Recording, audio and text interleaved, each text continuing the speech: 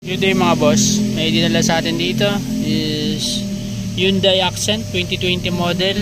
Yung mileage niya kung makikita nyo 31,694. May ilaw daw yung power steering, EPS, electronic power steering. Chinek ko na yung fuse niya, ayos naman. Yan o, nakailaw. Kaya matigas yung manibela niya. So na-check ko na yung fuse niya. Ito yung sa EPS niya, steering 7.5 amperes. Goods naman. So subukan ko yung scan. Yung battery niya bago. Subukan natin. Problema nung ano, bakit baba pa ng mileage, tumigas agad yung manibela. Yung minsan dun sa battery palitin, tumitigas. So ito goods naman na kasi nabalitan na ng bagong battery.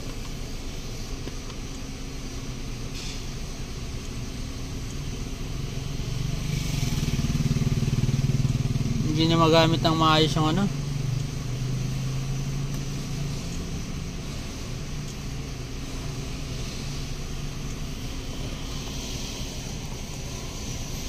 Tingnan natin. Yan naman, tigas. Okay, nakailaw yung EPS nya.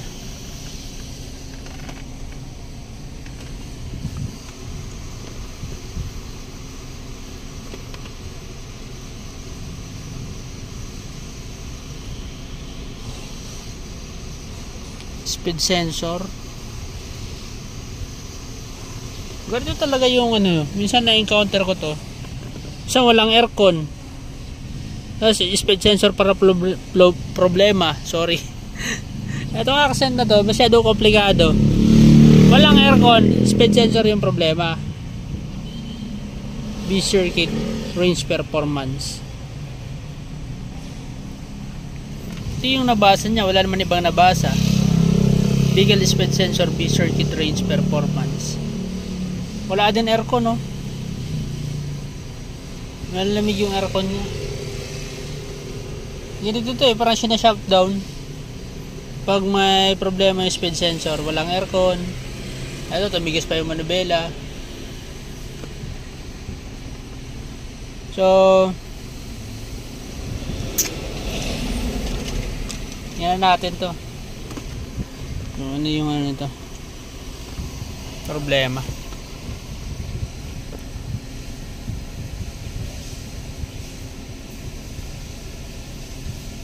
Bill housing. The most vehicle input turbine speed sensor B is located at the bill housing. Some are secure with the volt stud. Tingnan natin to.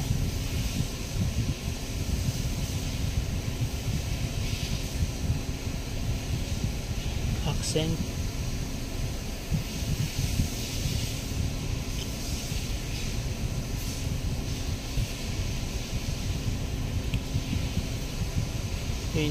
Model. Ito steering saka ABS, pero wala nakailaw na ABS.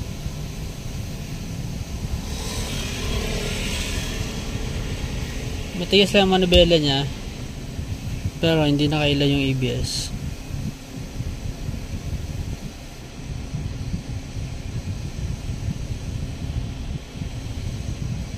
Speed sensor circuit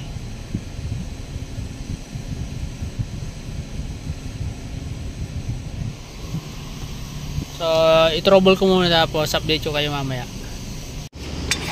Walang aircon, kaya pala yung pressure switch niya nginat-ngat. Matigas manibela, kaya pala yung speed sensor niya pinutol. Ay, kaya pa ito dugtungin, Loy? Kaya ba yan? Oo. Ikaw pa ba? Oo. Repair na lang. Ikaw na. Yan mga boss, dudugtungin lang natin yung speed sensor. Pati yung pressure switch. Ha? Yung ano, Altis, isunod mo dito kasi tatanggalin yung Compressor. ah. Ay, ubo. Oh. Ayan na. Speed sensor.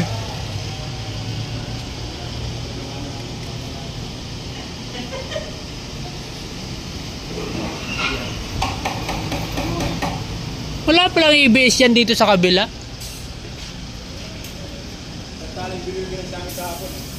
Galit na galit.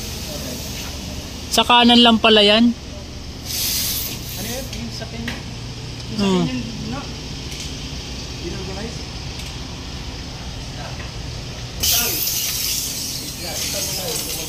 Ay, di yung. Yan yung ginamit ko rin dun eh. Di yung mahugot eh.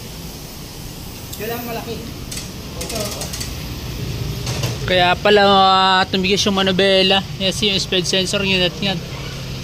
Yun, dun lang pala wala talaga siyang pinakang ABS. Dun lang talaga yung ano niya. Speed sensor niya nasa kanan. Hindi, nahugot ko. Sumabay. Kasi wala siyang ABS talaga.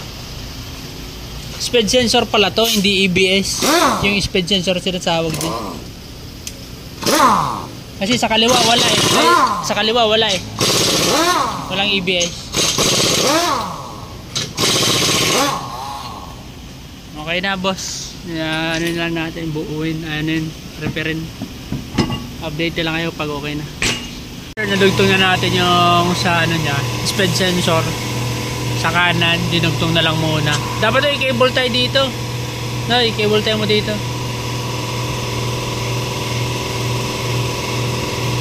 Speed sensor niya. Yung speed sensor. Tapos dito yung brake switch niya, yung pressure switch ng aircon, yan, dinugtong na rin. Yan, dinugtong na rin yan. Kasi inat-yat ng aso. Yan. Dinugtong na rin natin yan mga boss.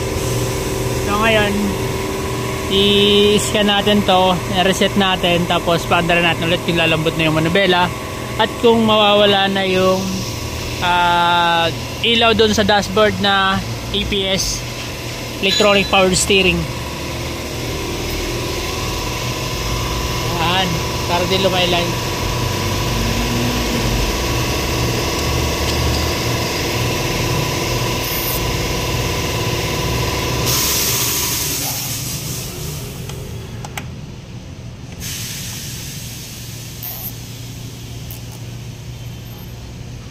Tapos baba mo na.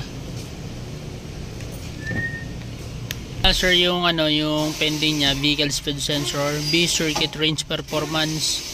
So i-reset natin yan. Oh, wala na nga yung ano, yung EPS, wala na agad yung steering. I-reset muna natin.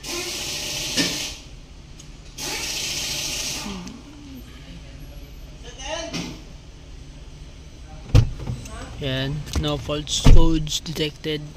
Ano to? No faults codes. Start natin. Sana may aircon na to.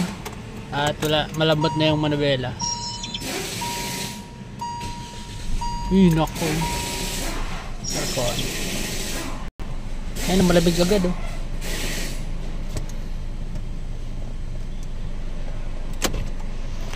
Malamig na. Malamig na mga boss. Tapos malambot na rin yung manubela niya. Wala na rin yung ilaw. So pag in-scan, lumalabas yung speed sensor. Yun talaga yung madalas dito sa mga accent. Kahit yung sinundan nito na accent, ganun din yung problema. Kapag nasira yung speed sensor, yung aircon nawawala yung aircon. Hindi lumalamig. Tumitigas yung manubela. So goods na. Test na natin to. Goods na mga boss.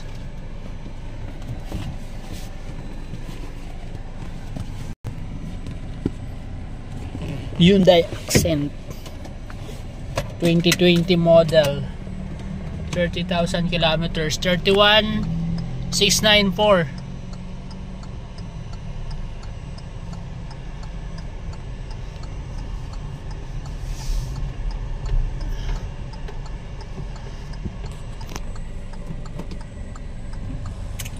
Ay mga boss, oh, lambot na siya. Tapos gumagana na rin yung speedometer niya. Hindi rin gumagana yung speedometer niya kanina eh. Tinaw to kahapon, di ba? Oo, tinaw pala to kahapon eh.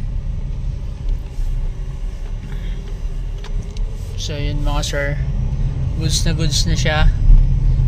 Lambot na ng manubela, back to normal na. Yun, maraming salamat. God bless.